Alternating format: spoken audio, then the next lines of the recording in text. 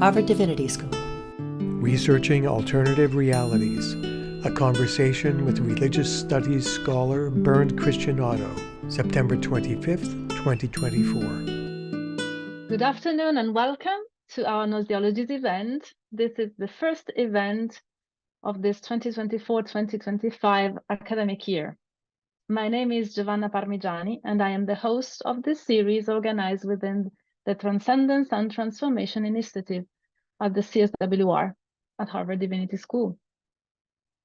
This series focuses on ways of knowing that are often labeled as non-rational, traditionally referred to as gnosis in Western philosophical and religious traditions, and often understood in contraposition to science. These ways of knowing are becoming more and more influential in contemporary societies, popular culture, and academic research. What is the place of spirit possession, divination, and experiences perceived as out of the ordinary in our lives? How can we study and approach these types of phenomena? Going beyond dichotomies such as body and mind, ordinary and extraordinary, reason and experience, and matter and spirit.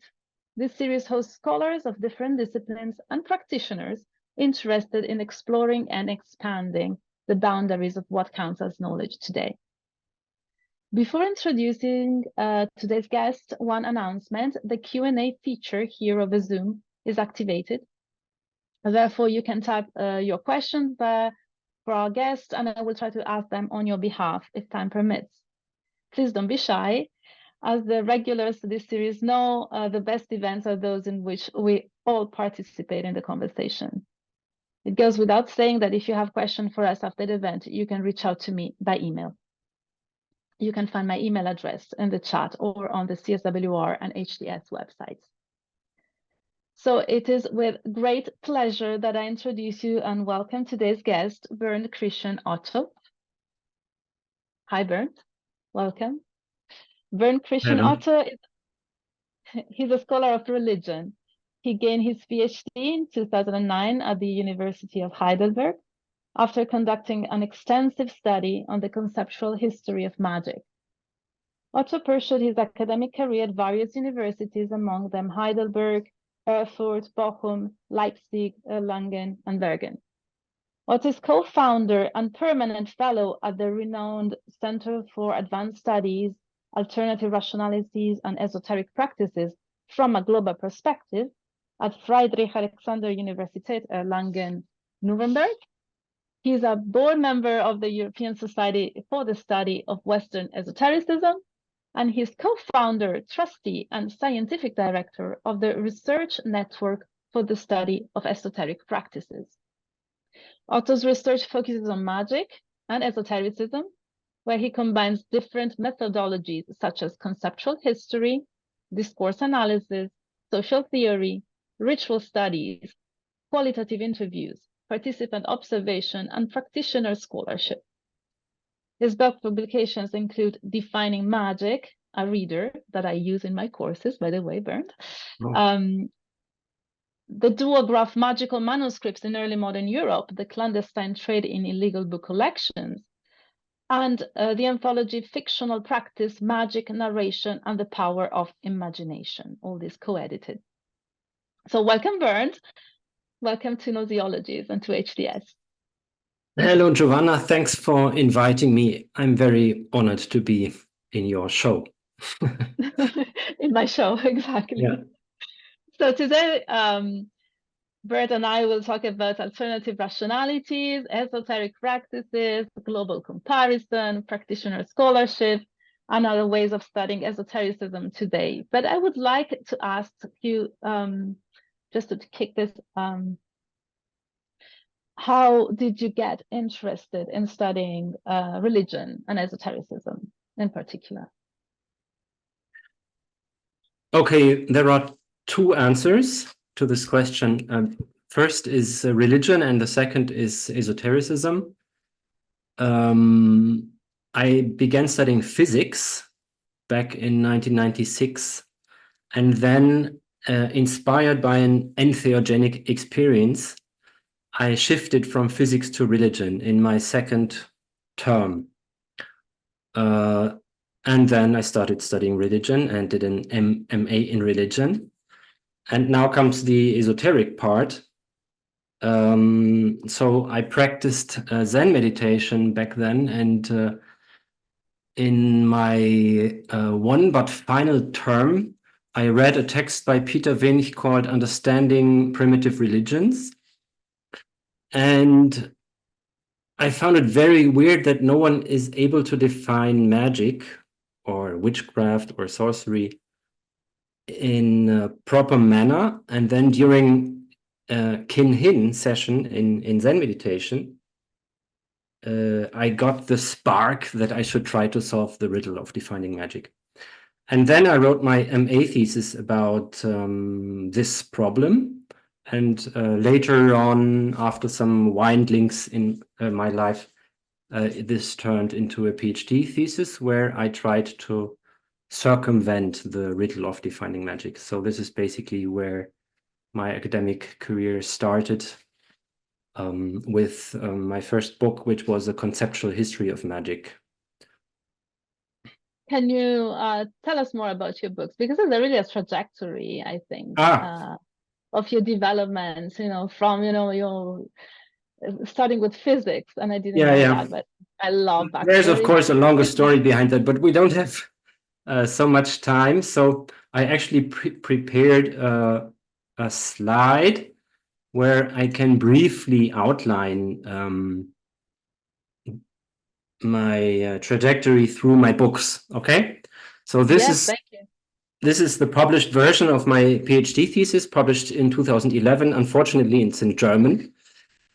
And the basic idea there is, if no one can define magic, then we can at least try to historicize the term.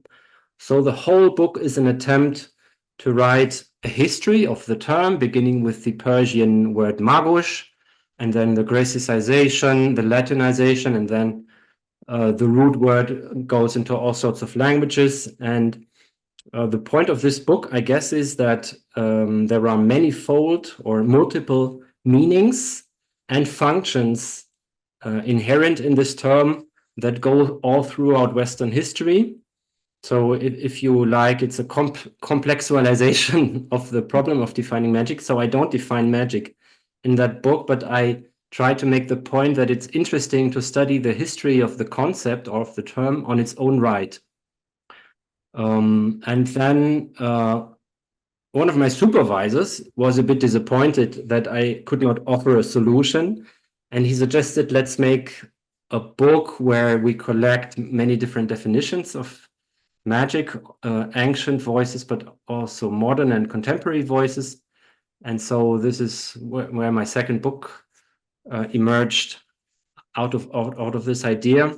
And we actually try to offer a new solution to the problem of defining magic, namely through cutting the big container category into smaller bits and pieces, which we call patterns of magicity.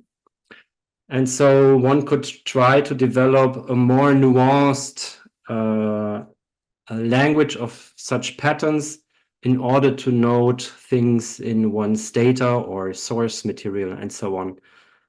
This is just a brief idea that we had in the introduction of that book.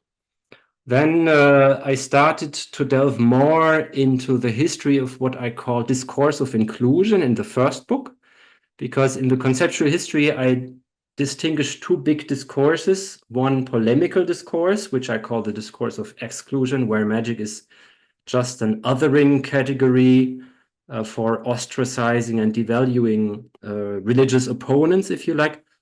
But there was also a second discourse, at least from late antiquity onwards, by authors, practitioners who use the term magic as a self-referential and positive term.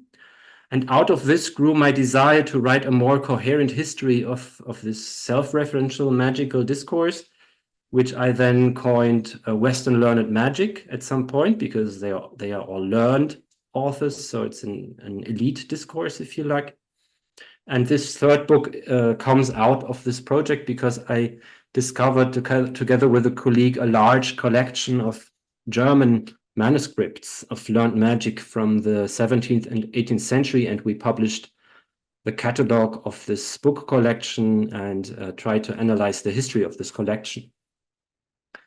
And then I'm moving more and more into recent times. This book is 2021. The idea here was to ponder the relationship between fictional narratives on magic and practical magic, or the practice, the rituals, which is very complex and intertwined. And fictional practice is an idea that we have to denote the phenomenon that from a certain moment on, we think in the 19th century, fiction itself becomes practice. For instance, the writing and reading of texts becomes a magical practice or enterprise in itself. And in this book, you can already see that half of the material is from the 20th and 21st century. And this also corresponds to my own development over time. So I moved from late antiquity or even classical antiquity all throughout history to modern times and to present day practices and practitioners. So this shift occurred somewhere in 2018-19, when I started studying also modern and present day practitioners. I started doing interviews, and I also started doing field work. Here you can see an image of me doing shortly before doing a Sundance in a new religious movement called Sweet Medicine Sundance Path. So I did that Sundance in 2022. And so I became more and more focused also on modern magic, often spelled with a K, and modern magical schools and groups. And I did fieldwork in that group for 4 years. And on the bottom right, you see also another special issue that I edited in 2023 that comes out from a workshop in Bochum I did on Western learned magic as an entangled tradition, where we try to show the entanglements, all sorts of entanglements in the history of this ritual magic tradition, if you like, from antiquity to the 21st century. And my paper in there is dealing with Frater Acher, who is a contemporary German magical practitioner. He's quite well known in the scene. He's very productive. He publishes several books per year almost. And I analyzed his Abertel practice or experience. So he practiced an early modern script in his barn in Bavaria, which he turned into a ritual room.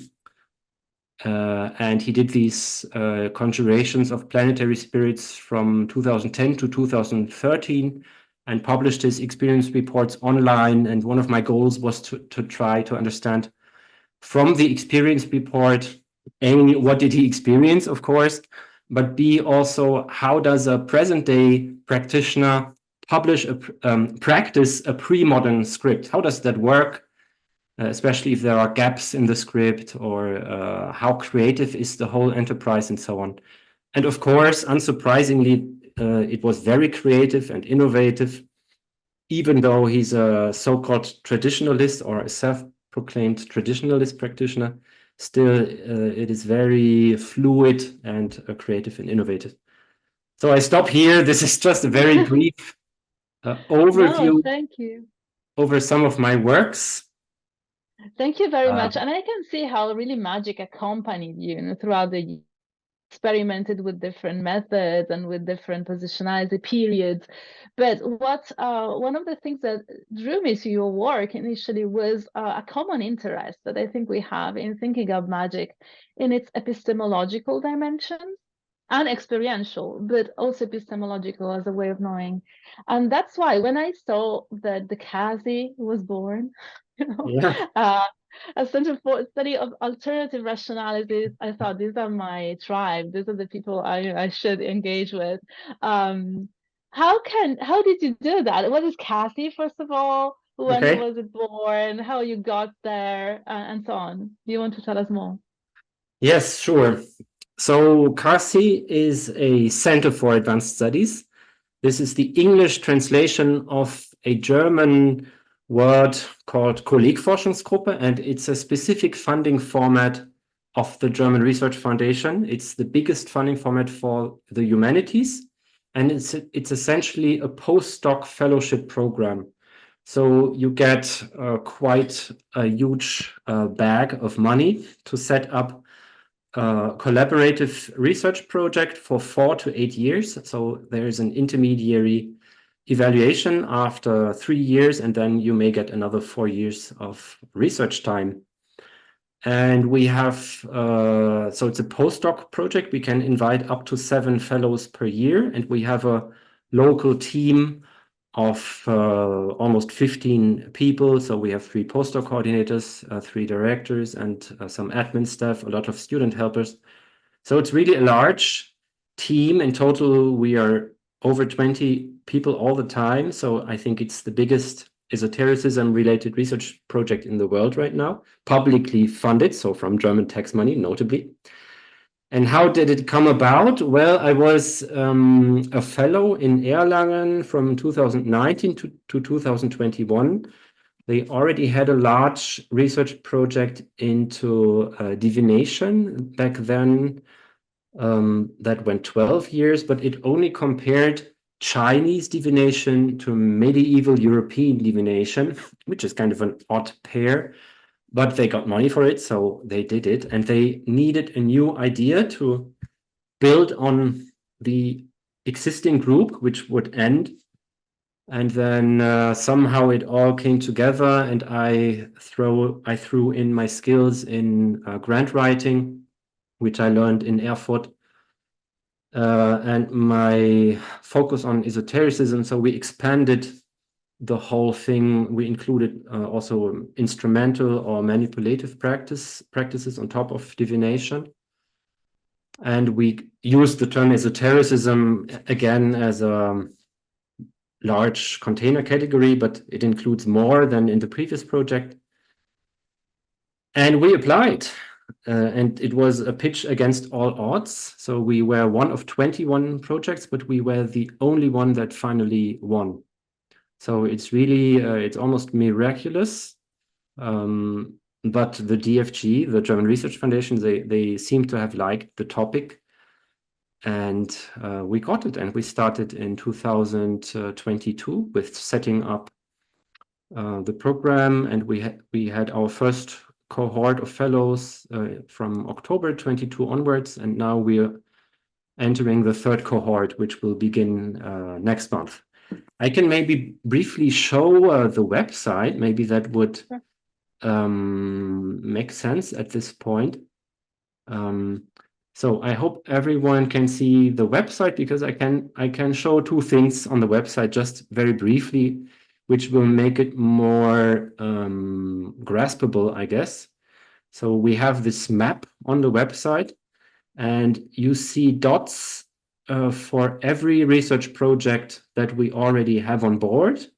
And you see, I mean, from a global perspective is a bit grandiloquent, of course, and you can never be complete at any point in time, but we still try to. One of the first intentions was to move beyond the West and to start working on esotericism from a global perspective.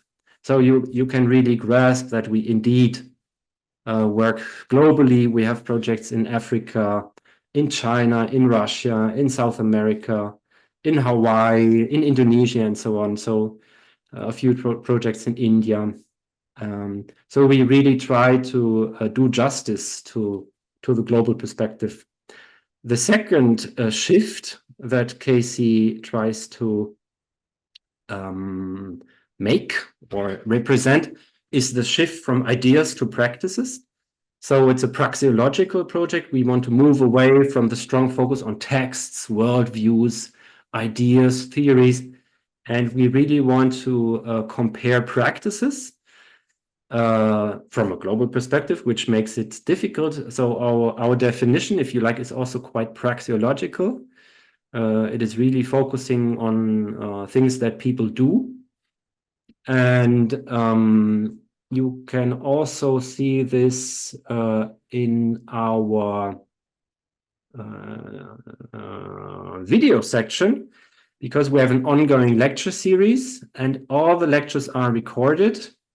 And here you see Paul Stoller, for instance, who was one of your guests in your series also. And there should also be Jason Josephson Storm somewhere and Keith Cantu, so people that you are familiar with. So we have this nice collection of videos that everyone can look at. And another thing that I really like about our project is that every lecture is turned into a blog post. Also a bit similar to what you do at your center right now. So you can see all the lectures transformed into brief, easily digestible blog texts. And this is ongoing. I could show you more, but I stop here. And just ending with the third shift that Kazi wants to work on. So we have from Western to global, we have from theories to practice, and the third shift is really from individual micro-contextualization to a large-scale comparison. So we really want to do justice to the comparative agenda, which was kind of lost in the history of religious studies and anthropology in a way. And even though it's, of course, very difficult to compare systematically, especially such a wide range of heterogeneous topics, we still want to do that, and we actually do it. And I can talk about that later. No, absolutely. That's super interesting. And it's actually one of there are a few things that really caught my eye when I was looking at the CAS-E website. One, it's that you briefly mentioned it, is that it's how, as if teamwork and working with people who, with bodies, minds, souls, scholarship, and so on, work at the same question and put them together, and trying to figure out answers to the same question is something that I was really impressed by. I always tell my students, that I'm against this idea of, the scholarship being the result of the, intuition of geniuses, but more like, very group of people doing things together, talking, meeting each other, having beer, together, and so on, coffees.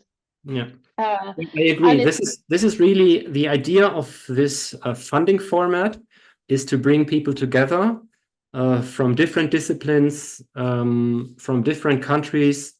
We even try to do justice to the global perspective by inviting scholars from the global south, for instance. So not just scholars who work on India, but Indian scholars who work on India and anything else. And yes, so the point is, in a group setting, everything is different, and it is not so easy to work systematically and comparatively in a large group setting, because we are all trained, as you said, a bit to become lone fighters. But I think we have to move away from that and to work towards a co-production of knowledge, or shared knowledge production. And Kazi does this in several ways. So we have shared events such as a colloquium and a lecture series and workshops and so on. But two things we do are geared especially to collaboration. And one is we developed a question matrix with 30 questions distributed onto 4 domains: the conceptual domain, the practical domain, the social domain, and the cultural domain. And it's just a set of questions, but we ask all the people on the project to work with this question matrix, if you like, because it makes more sense to connect brains if they actually pose the same questions, if you know what I mean, because then you can compare the answers to the same questions if it's posed to, I don't know, an Indonesian shaman and a West African diviner, and then you can compare the answers.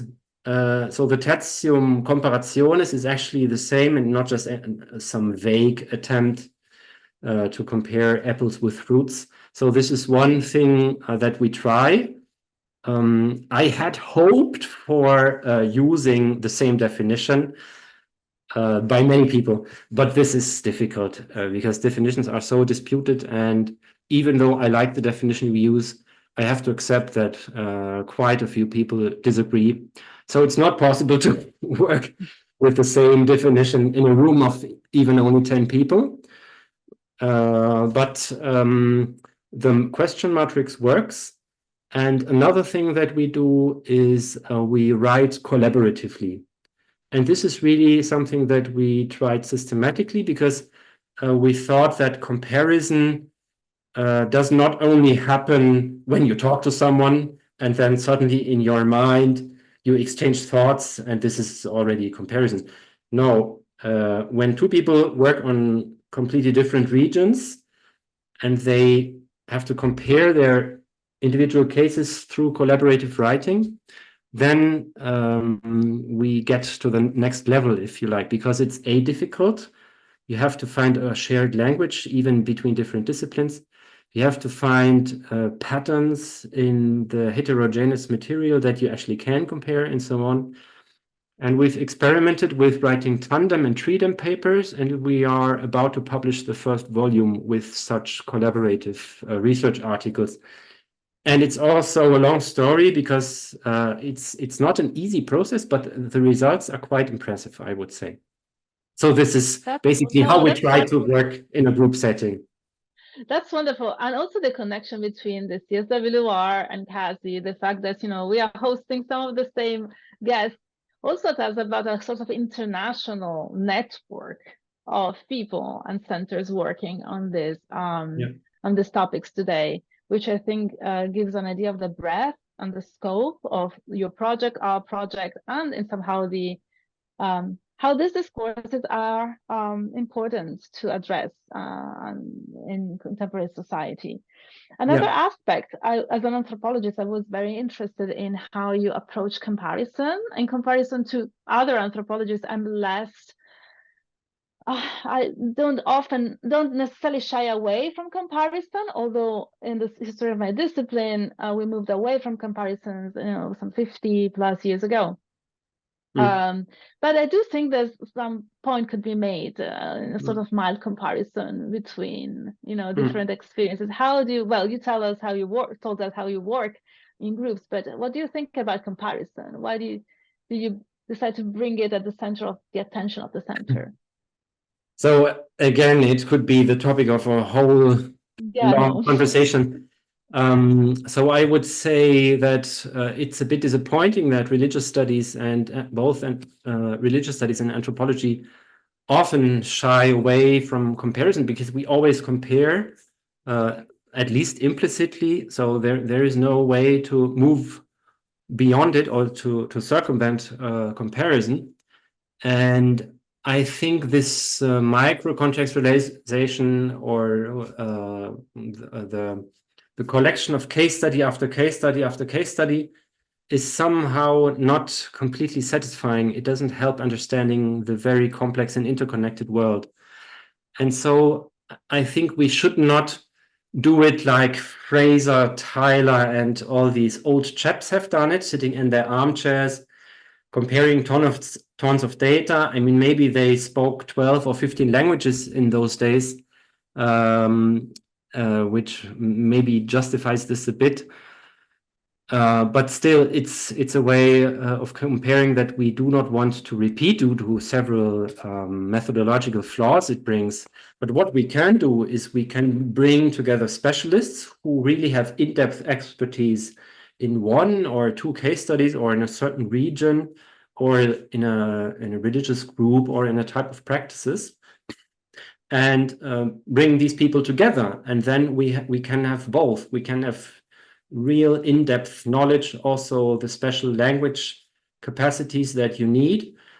And then you need a group or a core group, like it's done in Erlangen, who looks onto these individual case studies and tries to identify patterns that emerge out of the data, which is not to be equalized with phenomena of the old school phenomenology of religion, but especially in the realm of practices, there are so many patterns that you find in this case, esoteric practices all over the world.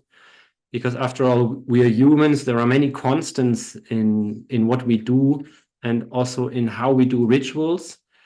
And of course, each case must be contextualized and historicized, so it's again complicated. But when you work with specialists, they bring this in-depth knowledge about the history and about the contextualization and the contextual meaning of a certain practice.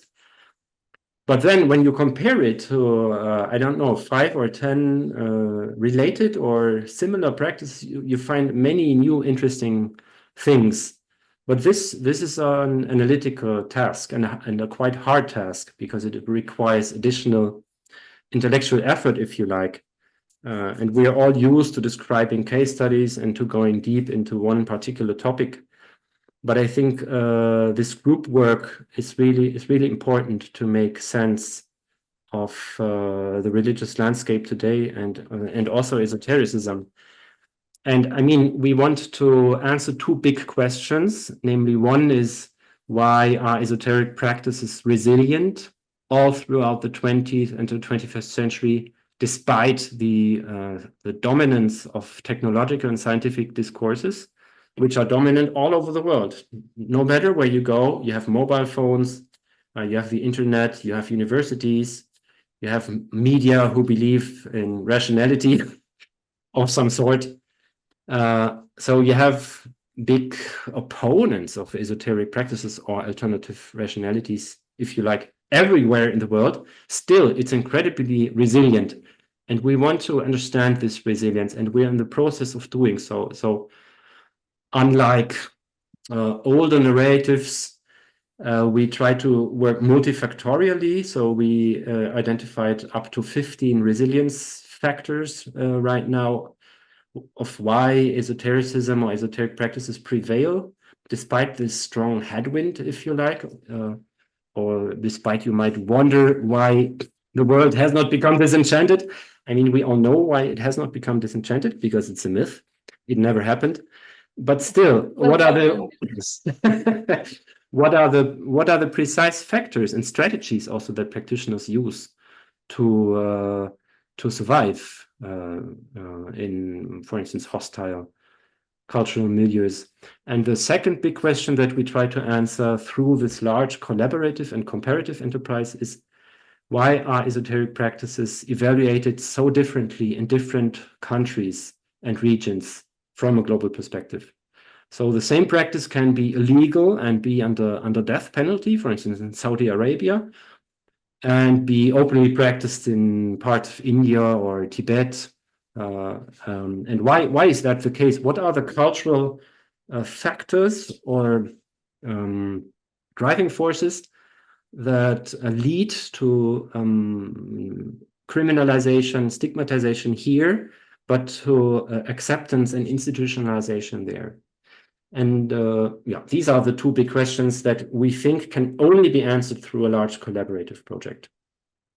That's so fascinating in so many ways. And I can see how, yeah, I mean, I'll have a number of questions for you, but I just want to say that from my point of view, some of the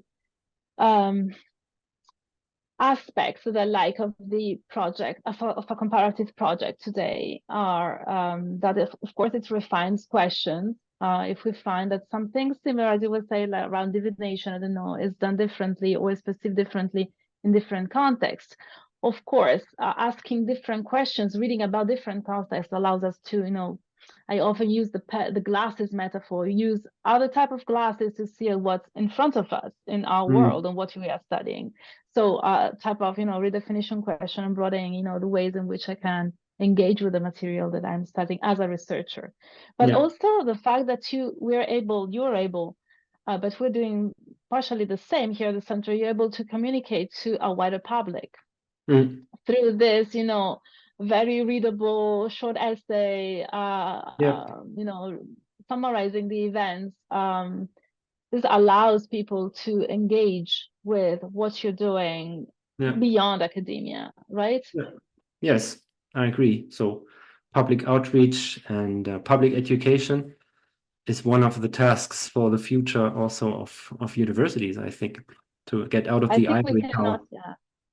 We cannot avoid doing that. It's also very political, I think. I mean, it has political dimensions in a good way. And this leads me to a couple of questions. One is linked to RENCEP, the other project that you have that we mentioned in the intro, and the topic of alternative rationalities that I found super fascinating. So you can choose what to talk about first. I think I'll just move on to RENCEP because it fits into the issue of public outreach. So after Kazi manifested, I worked on another new project, which is now alive since 2 years, roughly. It's called Research Network for the Study of Esoteric Practices. And it's 4 things at once. So it's not a university-based and publicly financed research project, but it's first of all a network. RENCEP is a network, but it focuses very much on bringing scholars and practitioners, or theoretical and practical scholars, if you like, together. Because we thought, or Andrea Centore, who's also in the chat, hi Andrea, we thought that it's really needed that scholars and practitioners collaborate more systematically together for ultimately a proper co-production of knowledge with regard to esoteric practices, of course. So this is one thing. We want to make a huge transdisciplinary network where people of all sorts and types talk about what they like and what they practice and how they interpret what they practice. The second thing that RENCEP is that it's an online platform.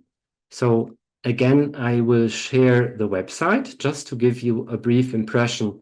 So you can think of this a bit like a Facebook for magicians or a Facebook for esoteric practitioners. We have this membership page. So currently it's still membership based because we're a private charitable association. This may change in the future, but right now it's membership based. So you have to register to become a member. Yeah, a bit like on Facebook. And there, for instance, you see all the other members. So you can write to everybody. You can add a self-description, what your type of scholarship is, or what you practice, what your experiences are. You can also share a lot of this stuff on the website. And then we have, I will only highlight 2 main sections. We have quite a big video section where Angela Puka produces interviews for us. For instance, each month we have a so-called Ask a Practitioner event. So we invite a practitioner into a Zoom conversation like the one we do now. And so we talk with the practitioner about the practice. But we also have Ask a Scholar events. So we have both. We try to combine both. And you have a lot of videos and interviews here in the video section. And we also have a blog section, which I show you now. Again, a lot of blogs, blog articles about esoteric practices. It's again from a global perspective. So for instance, here we have something on the I Ching. We have something on Tantra between East and West. And yeah, quite some material has piled up already. And third, we are a charitable association. So since last year, we have funded 6 research projects. For instance, we gave a fieldwork grant, an archival grant. We currently fund an art grant, so art as esoteric practice. So an artist actually practices esoteric practices and produces art thereby and describes the whole process through monthly updates or reports, if you like. And the art will also be exhibitioned this November in a huge conference organized in collaboration between Kazi, RENCEP, and the HHP in Amsterdam and the Chini Foundation. So this is basically just in a nutshell what RENCEP is doing. The fourth thing that RENCEP is of course also a public education provider. through this blog section, but soon we will also have a journal called Praxis Knowledge or Praxis Knowledge, because we want to really push this praxeological agenda. And just to say one more thing, the biggest project that we funded so far, also finance-wise, is this project here by Dean Radin from the Institute of Noetic Sciences in California. And he did an experimental study on the efficacy of sigil magic. And he produced a short measurement device. He built it himself, where he allegedly is able to measure the quantum mechanical effects of our attention and whether it is heightened through sigil magic or not. So it's really quite edgy, if you like, or disruptive, because we ultimately want to push the boundaries towards an evidence-based study of magic at some point in the future. So this is like a pilot study into this direction. And I stop here. That's very fascinating. And since I'm keeping an eye on the Q&A, I would say, Erwin, that maybe this is the right space for you to be able to share your findings. So Erwin is writing that they're from the Philippines. I have been studying and writing about esoteric practice here. Is there a way to share my insights and findings to a larger audience, perhaps participate in your community? And maybe RENCEP is one of the ways in which, Erwin can, be in touch with a community of people interested. So we invite everybody to participate in this network, be it a scholar, a practitioner, scholar. We are very open to submissions for blog posts. You also get a free membership when you write a blog post about what you found. So yeah, feel free to write in. Sorry. Yeah, I'm done. No, also Kelly, who asked about the imaginal and art therapy. I think that could also be a very interesting, point to share with our community. So thank you for Kelly and Erwin for sharing your question and insights. So you mentioned that there are interviews for scholars and interviews for practitioners. And one of the things that somehow you seem to be doing is to sort of bridge the gap between the scholar and the practitioner, and sort of scholar-practitioner scholarship. Is this something that only happens within the scope of CAS-E and RENCEP especially, or something that you also personally engage with? Are you a practitioner as well? Would you define yourself as a practitioner? Yes. So I'm also a scholar practitioner. Especially since 2018.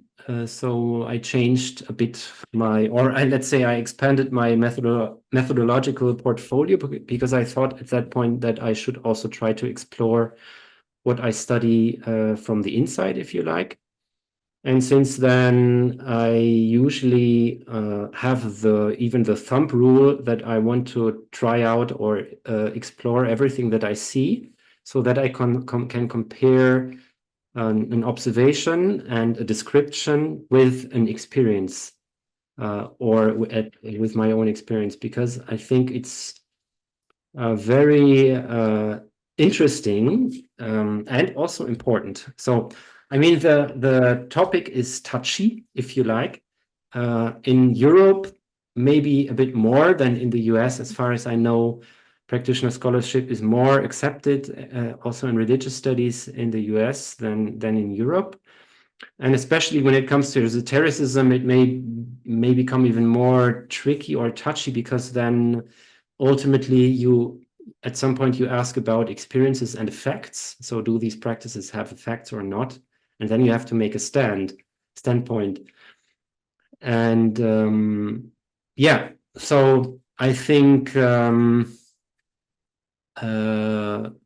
this is the future, and I'm in fact a bit on a mission to further practitioner scholarship. I'm not saying that everybody has to become a practitioner now, but I think it is beneficial for several reasons. And I've actually developed a lecture about that. And let me briefly paste the link into the chat. If someone is interested, you can simply watch this lecture. It's a 30-minute lecture. I gave it last year on the Occulture Conference in Berlin. So I tried to develop a methodology for doing proper practitioner scholarship, so that the data that you produce yourself as a scholar or scholar practitioner may legitimately enter the larger data pool of science, where you try to create knowledge through repetition or through a shared observations, if you like.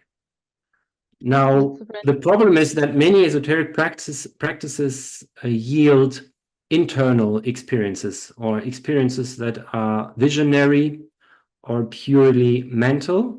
So they are per se not shared experiences. But I think you can still develop a method or apply a method where this data can enter the scientific discourse and enrich it, actually. And it's again a longer story, but I think it has benefits when a scholar does that. First of all, when we read an experience report, we never know whether it's true or not, right? If we experience it ourselves, we can still be tricked by our mind, but at least we can observe our mind while it may be tricking us. Okay?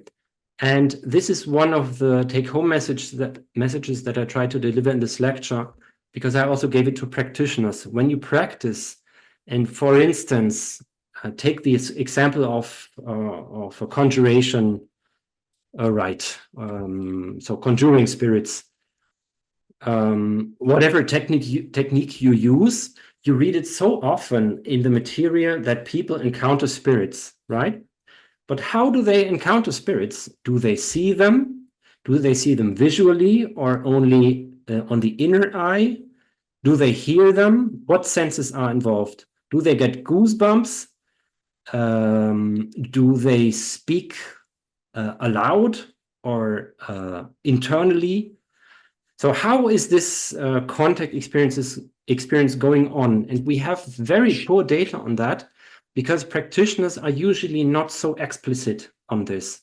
It's not so fine-tuned or nuanced or fine-grained.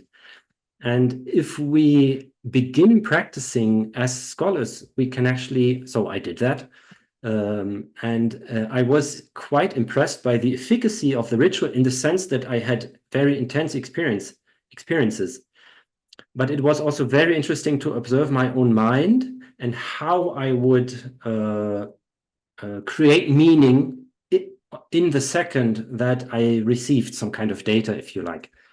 So I'm also using predictive coding theory here, and how do your expectations affect your experiences and so on. It's a complicated story, but the long story short is that I think you can develop a methodology where it is beneficial and enriching to use practitioner scholarship data in research on esotericism and esoteric practices. There's more to say about that, but our time is short, and I will stop here, and people interested can listen to the longer lecture that I pasted in the chat. That's thank you for that. That's very true, that in Europe, coming out as a scholar practitioner is much harder than somehow here in the US, at least in certain contexts. And I agree with you. As a practitioner and a scholar, I think I navigate both identities without much problem. And like you, if something can be taught and can be learned, I want to learn it, right? I want to experience it.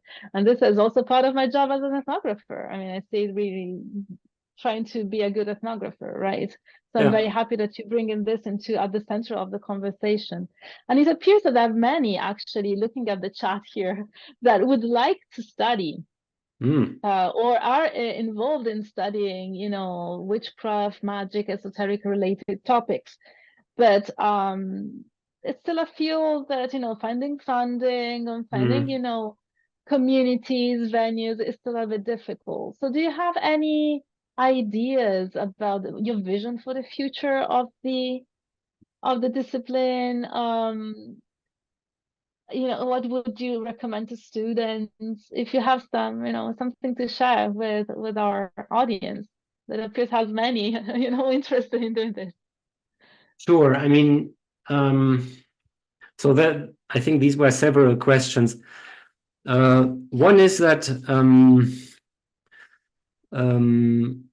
I think it will be touchy still for a while. I think we're in the process of a transition right now in the humanities and in academia. And I think CAS-E and RENZEP and other similar projects, they are paving the ground so that more and more people can do more open-minded research in these areas. So it's going on right now, and I think we can be optimistic for the future, because these are also topics that are really hot, if you like. They represent the zeitgeist, so they are not marginal topics anymore.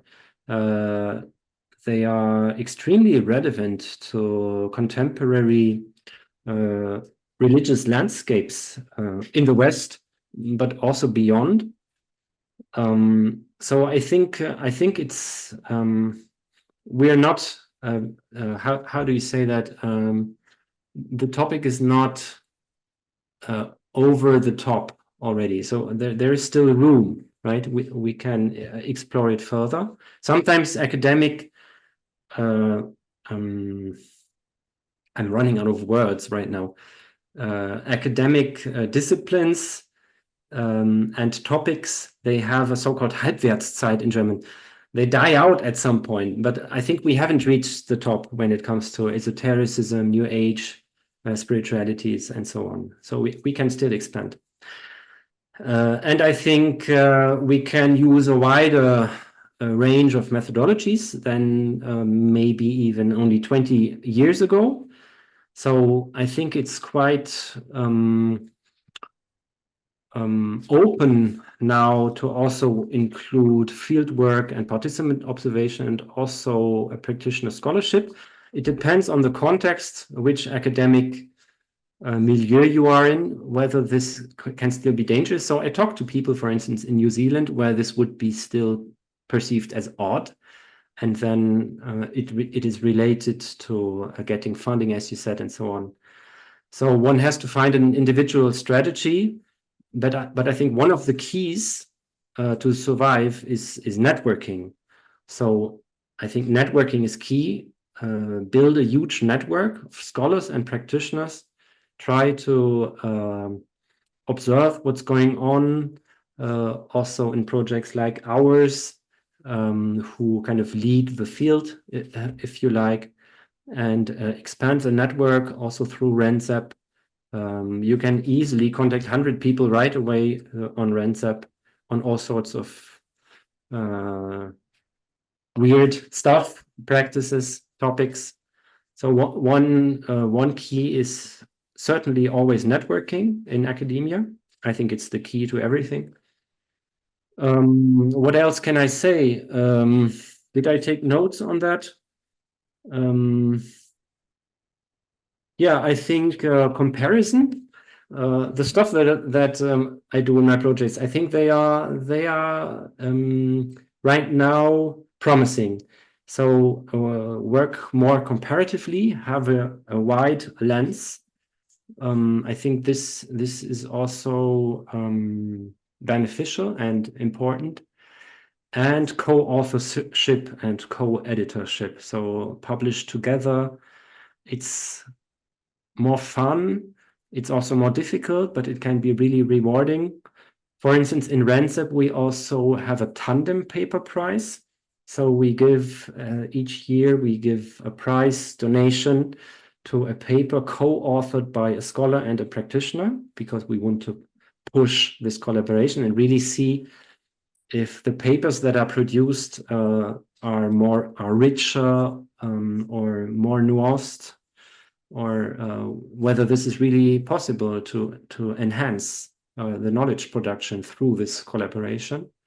So this is what I would advise: networking, cooperating, And yes, why not? If you can explore the practical side of it, because it also widens your horizon and also leads you to asking new questions that you wouldn't have asked to your informants if you hadn't practiced yourself. I think there are so many benefits to it, but I'll stop here. Wonderful, thanks a lot. I really have a last question. There are a number in the chat, so thank you. But you know, since the title of this event was on alternative rationalities, do we have a couple of minutes on that? Why did you choose to talk about alternative rationalities? Okay, and then alternative rationalities. Yeah, it came in a bit late while we prepared this application to the German Research Foundation. First, we only had esoteric practices because we really wanted to focus on practices. But we realized practices, they don't exist in a thin air. So they rely on worldviews, which would be like the outdated term, maybe, even though it is now revived. And then we went for rationalities because rationalities have several advantages.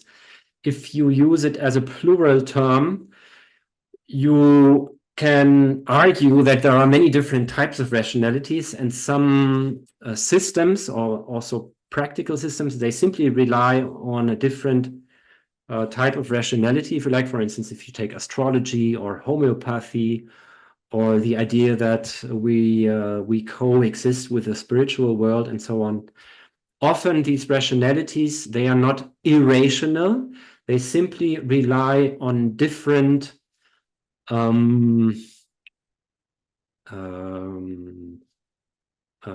wie sagt man auf Deutsch?